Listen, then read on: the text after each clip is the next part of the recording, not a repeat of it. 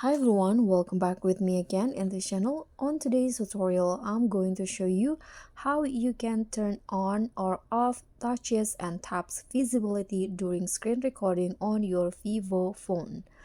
So in here, I've already opened or I've already on my home screen Vivo phone, and you can start by going to the screen recording app. So you can just swipe down here on the push notifications and find the screen recording. So this record screen, you can just long press on it.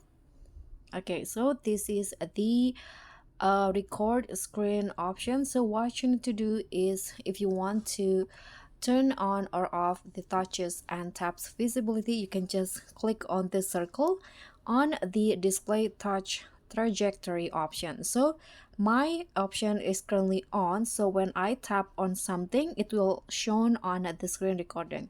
But if it's turned off, this one, then it will not visible. So that's all from me. Thank you so much for watching. Don't forget to like, comment, and subscribe. Also click on the thanks. Bye.